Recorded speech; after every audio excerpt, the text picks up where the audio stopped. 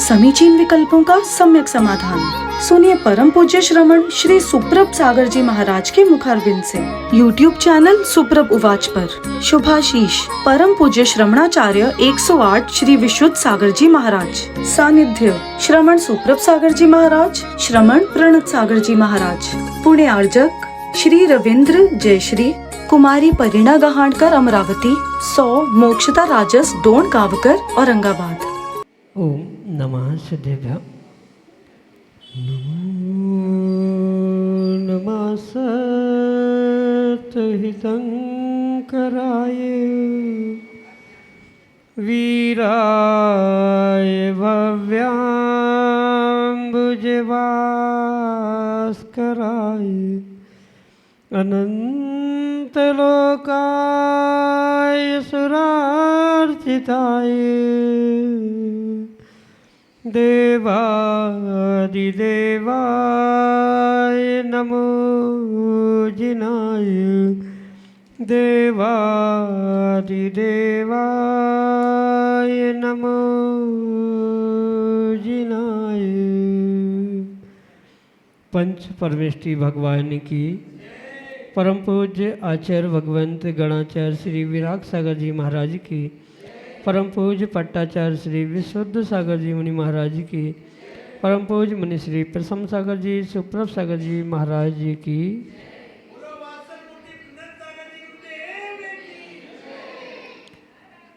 समीचीन विकल्प सम्यक समाधान। संसारी जीवों के मन में प्रतिपल प्रति समय अनेक विकल्प उत्पन्न होते रहते हैं। उन विकल्पों का वह समाधान भी खोजने का पुरुषार्थ करता है, लेकिन जब पुण्य के उदय से विकल्प समीचीनता के साथ किसी निर्ग्रंथ गुरु के मुखारविंद से सम्यक समाधान को प्राप्त हो जाता है, तो वह विकल्प हमारे संसार से पार होने का साधन बन जाता है। परम पूज्य आचार्य भगवंत गुरुवर विशुद्ध सागर जी महाराज के मंगल सुभाषिष से परम पूज्य मुनि श्री सुप्रभ सागर जी महाराज द्वारा प्रदत्त आत्मकल्याण की अनूठी विधा समीचीन विकल्पों का सम्यक समाधान।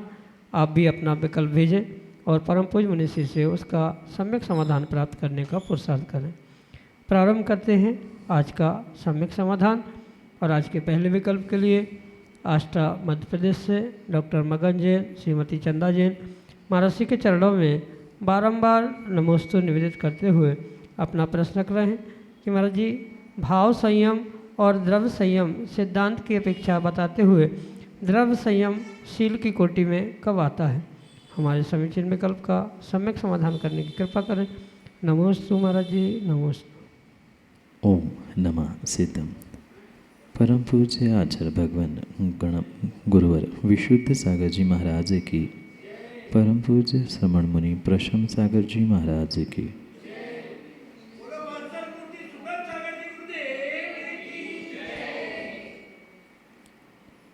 भाव संयम और द्रव्य संयम, ये दोनों जो 12 प्रकार के असंयम से बचने वाली परिणति परिणाम रूप प्राप्त होते, उन्हें हमें एक अंतरंग और बहिरंग क्रिया परिणति या अंतरंग बहिरंग परिणाम की अपेक्षा से विशेष अंतरीय समझने की आवश्यकता है।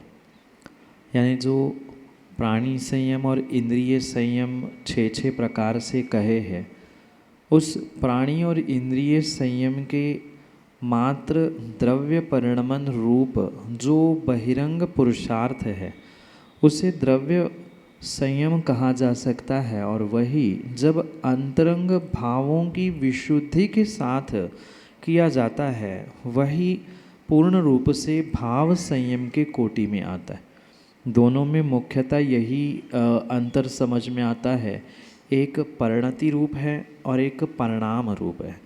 जो अंतरंग में 6 जीवों की, 6 प्रकार के प्राणियों की रक्षा करने के परिणाम हैं, वह भाव द्रव्य भाव प्राणी संयम कहा जाता है। और वही 5 इंद्रिय और मन, इनके विषयों में अपने भावों को, परिणामों को नहीं जाने देना, ये भाव इंद्रिय संयम की अपेक्षा से कहा जाता है।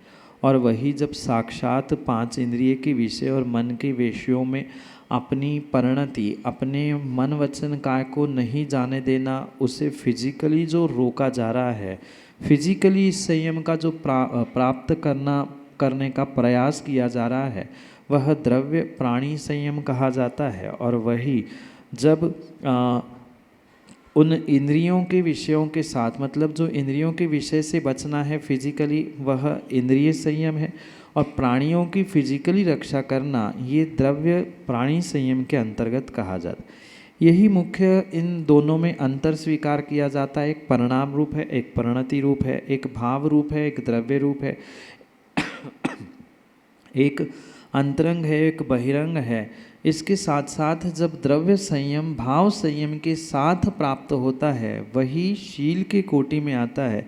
अन्यथा व्यवहार शील की अपेक्षा से उसे संयम को ग्रहण भी कर ले, पर हकीकत यही है, जब तक भाव सहित द्रव्य संयम नहीं है तो वह मात्र द्रव्य संयम कहीं कार्यकारी नहीं होता। शील की कोटि में भी उसे ग्रहण करना मात्र व्यवहारिकता ही कही जा सकती है। यही आपके लिए सम्यक समाधान।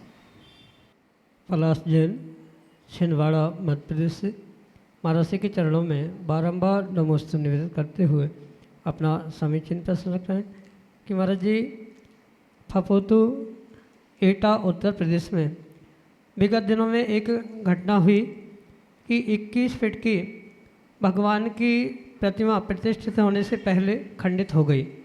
क्रेन से जब उस प्रतिमा को उठाया जा रहा था, इस बीच में कोई व्यक्ति माइक से अनाउंसमेंट कर रहा था कि जिसने इतनी सुंदर प्रतिमा बनाई है उसके दोनों हाथ काट दिए जाएं। और इतना बोलने के साथ ही इतनी बड़ी घटना घट गई कि प्रतिमा नीचे गिरी और खंडित हो गई। तो क्या यह घटना उस व्यक्ति के दुर्भावों का परिणाम है? हमारे समीचीन विकल्प का सम्यक समाधान करने की कृपा करें। नमोस्तु नमोस्तु। व्यक्ति के भावों का, शब्दों का प्रभाव बहुत सारे कार्यों पे अक्सर पड़ता हुआ देखने के लिए मिलता है। और शायद कहीं न कहीं अन्य निमित्तों के साथ साथ, अन्य कारणों के साथ साथ ये भी कारण कहीं न कहीं वहाँ उपस्थित हुआ था। अभद्र शब्दों का प्रयोग करना, वहाँ उसके भाव बिगड़ना, क्योंकि अगर प्रतिमा बनाने वाला वहाँ उपस्थित होगा तो उसने भी वो बात सुनी होगी, उस पर हृदय पे क्या बीती होगी।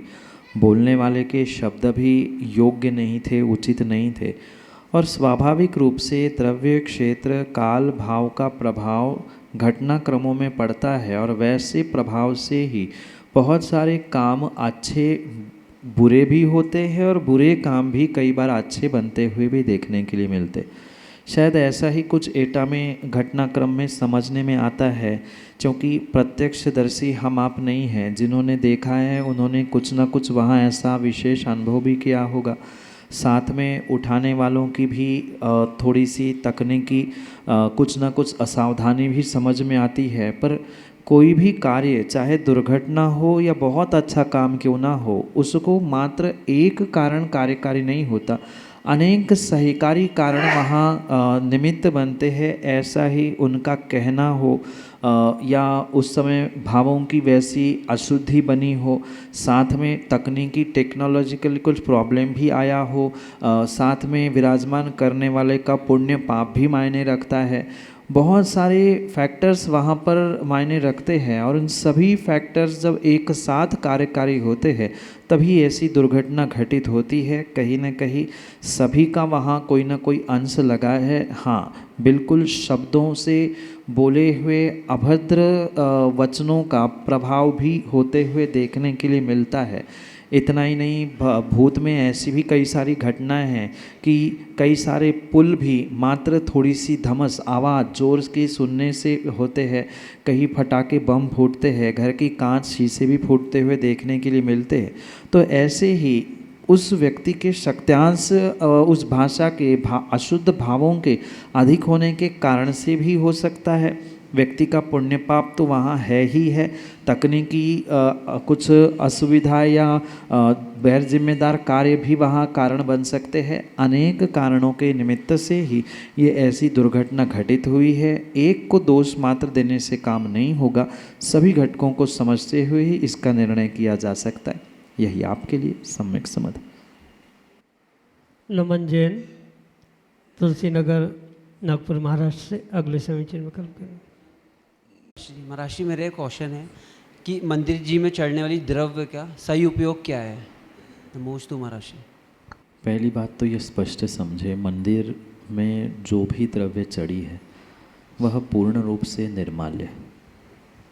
उसका सदुपयोग दुरुपयोग वह तो एक व्यवस्था के रूप में फिर भी समझा जा सकता है, पर अगर उस समर्पित द्रव्य को, चढ़ाई हुई द्रव्य में किंचित भी कोई ममत्व भाव है कि मैंने अब चढ़ाया है, उसको माली को दूं या किसी तिर्यंच को खिलाऊं या कहीं भेजूं, ये विकल्प अगर मन में उत्पन्न हो रहे हैं तो कहीं न कहीं प्रत्यक्ष या परोक्ष रूप से आप निर्माल्य की व्यवस्था करने के कारण से, निर्माल्य के सेवन के ही कृतकारिता अनुमोदना से सहायक या साधक बन सकते हैं।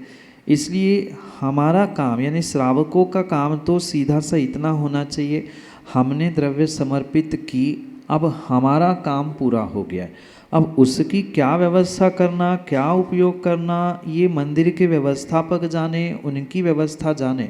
उनमें किसी भी प्रकार से हम हस्तक्षेप कर रहे हैं कि आप उसके साथ क्या कर रहे हो, इनको दो, यहाँ भेजो, वहाँ नहीं भेजनी चाहिए, ऐसा नहीं करो, तो वहाँ जो आपको पुण्य मिलने की संभावना थी द्रव्य समर्पित करने से, वह मिलने वाली नहीं है। क्योंकि पूजा पाठ या द्रव्य चढ़ाने का उद्देश्य भगवान को खुश करना नहीं है, मात्र उद्देश्य अपनी लोभ कषाय का उपशमन है।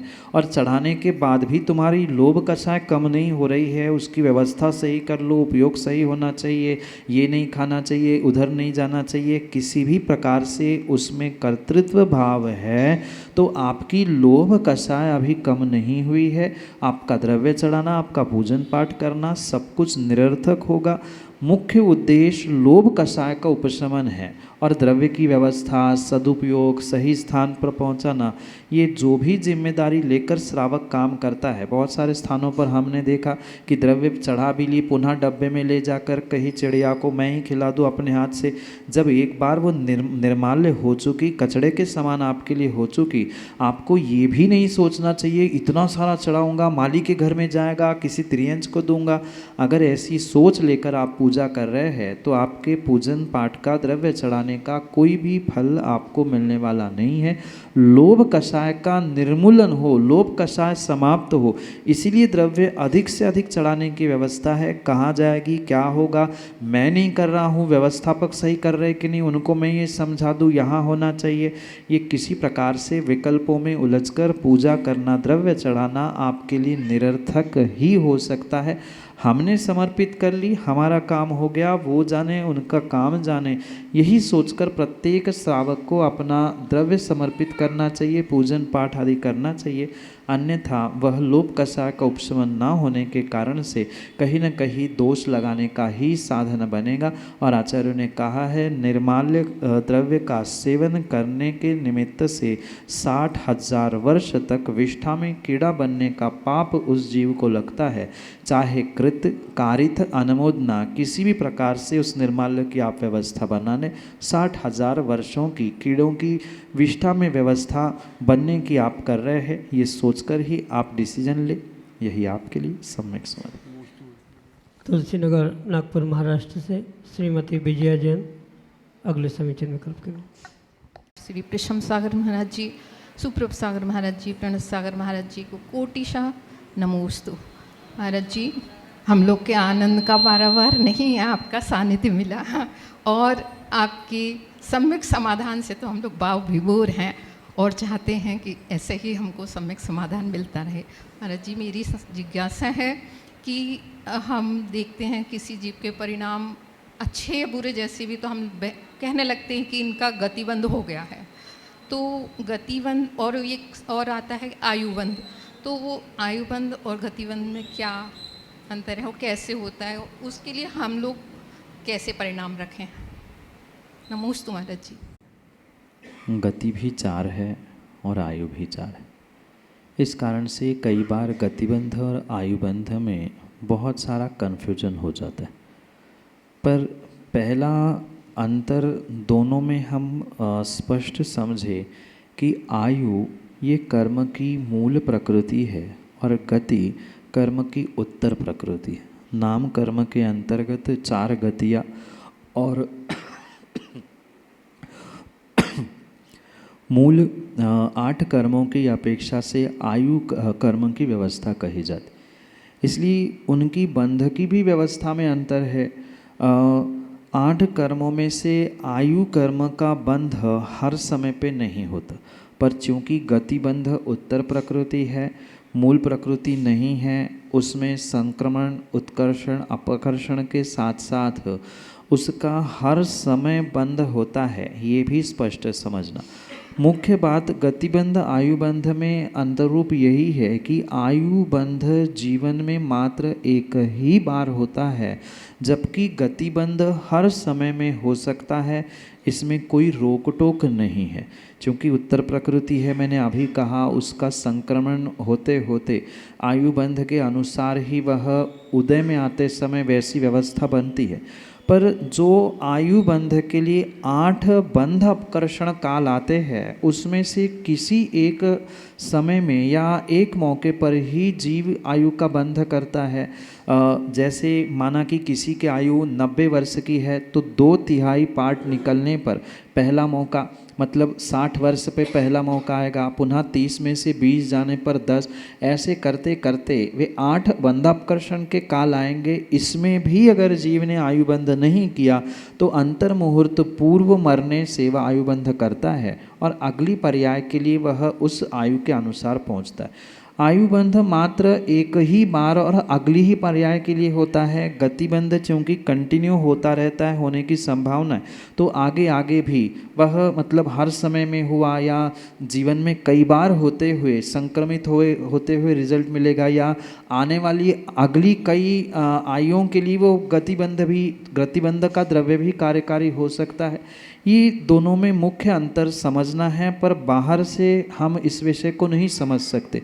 ये विषय केवली अवधि ज्ञानी मन पर ये ज्ञानियों का ही विषय है कि हमें आयुबंध हुआ है कि नहीं है, या वर्तमान में गतिबंध है।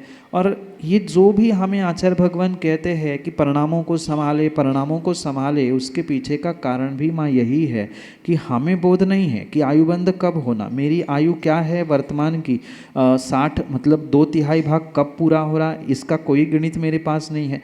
इसीलिए हमें आचार्य भगवंत हमेशा समझाते हैं कि जितना हो सके अपने परिणामों को संभालने का प्रयास करो। कभी भी आयु का बंध हो सकता है, इसलिए आप जितने परिणामों को संभालते रहेंगे उतना ही आपका आयु का बंध उन 8 बंध अपकर्षण कालों में से कहीं एक बार होते हुए अच्छे आयु को प्राप्त करने की संभावना है। और बचा हुआ गति का द्रव्य भी, मतलब गतिबंध से प्राप्त द्रव्य भी उसी प्रकार से फिर संक्रमित होते हुए उस आयु में, मतलब अगले आयु के लिए उदय में आते हुए भी देखने के लिए मिलता है।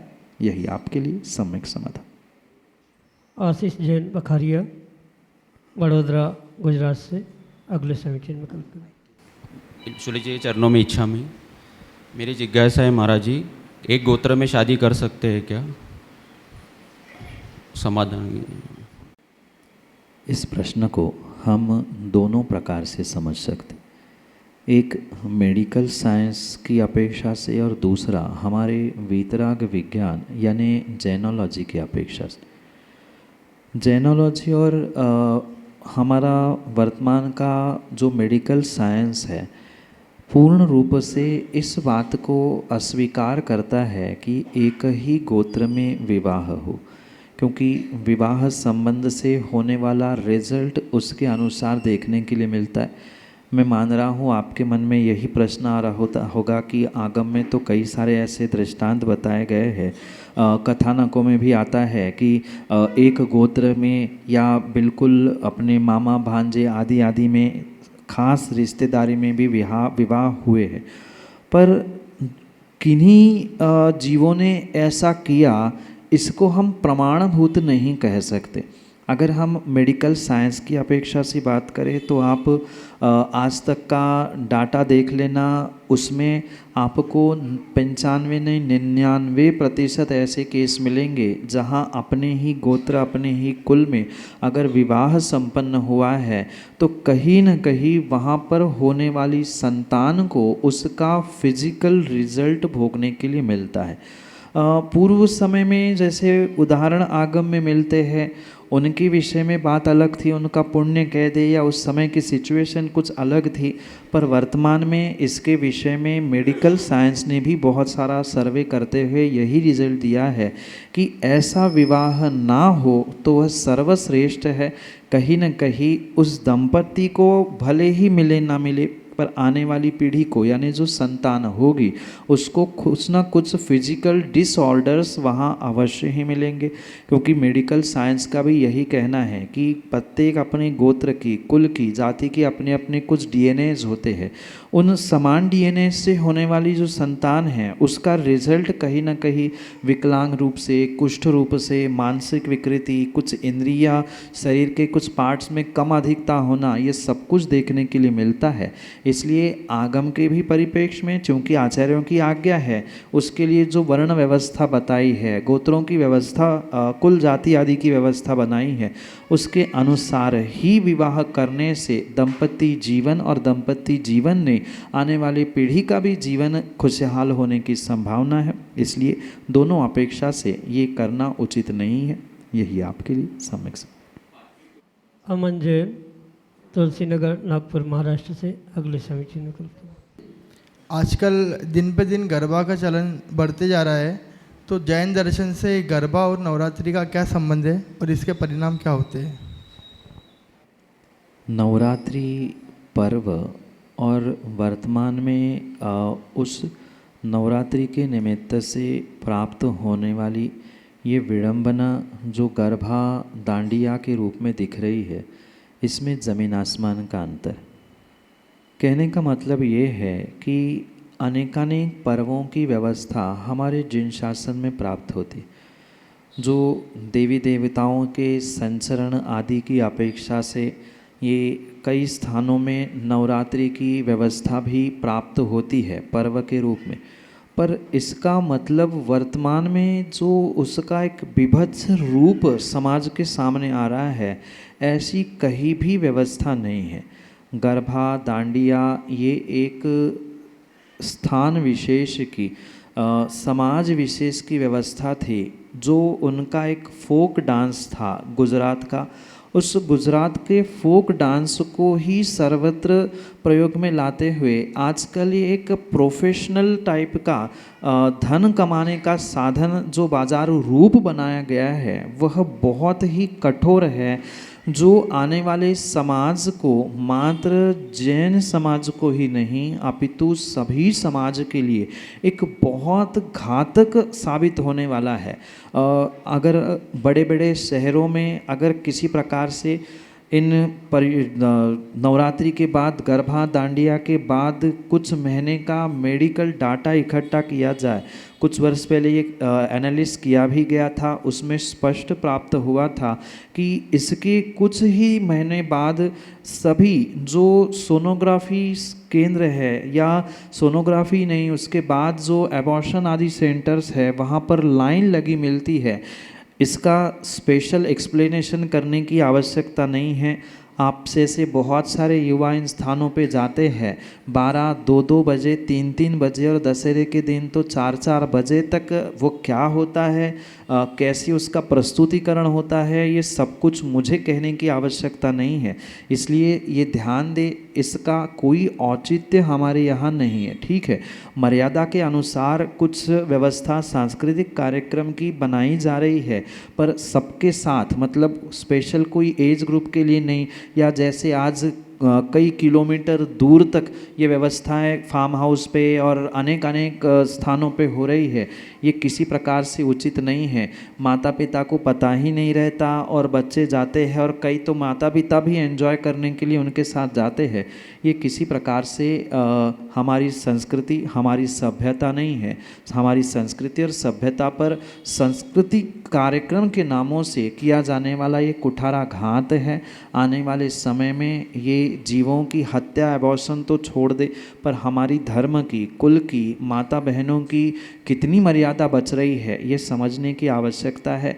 और ये समझते हुए ही इस वर्तमान के ट्रेंड को जो बाजारू रूप मिला है, वो बाजारू रूप की जगह एक व्यवस्थित मर्यादा के साथ काम हो तो किसी का निषेध नहीं है। जो आगम में पर्व की व्यवस्था है, उत्सव मनाए, महोत्सव मनाए, पर उसकी मर्यादा हो, स्थान मर्यादित हो, पोशाक मर्यादित हो, विचार, सोच सब कुछ मर्यादित हो। मात्र पैसे के लालच में आते आयोजक बहुत बड़े बड़े आयोजन ऐसे गूढ़ स्थानों पे करते हैं जिसका रिजल्ट आने वाले समय में बहुत सारे जीवों की हत्या, और हत्या ही नहीं, समाज की भी वह मर्यादा की हत्या इस कारण से हो रही है। तो ये तो किसी प्रकार से आगम में छूट देने योग्य बात हो नहीं सकती, पर यह अवश्य समझे कि मर्यादा के साथ अगर कोई सांस्कृतिक व्यवस्थाएं हो रही है तो मर्यादा और बुजुर्गों का स्थान, ये सब कुछ समझते हुए उसका निषेध नहीं है।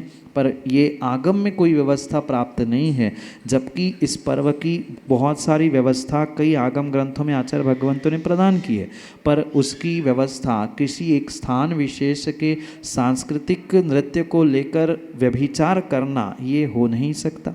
यही आपके लिए सम्यक समाधान। समीचीन विकल्पों का सम्यक समाधान सुनिए परम पूज्य श्रमण श्री सुप्रभ सागर जी महाराज के मुखारविंद से। YouTube चैनल सुप्रभ उवाच पर शुभाशीष परम पूज्य श्रमणाचार्य 108 श्री विशुद्ध सागर जी महाराज। सानिध्य श्रमण सुप्रभ सागर जी महाराज, श्रमण प्रणत सागर जी महाराज। पुणे आर्जक श्री रविंद्र जयश्री, कुमारी परिणा गहाणकर अमरावती, 100 मोक्षता राजस डोन गावकर औरंगाबाद।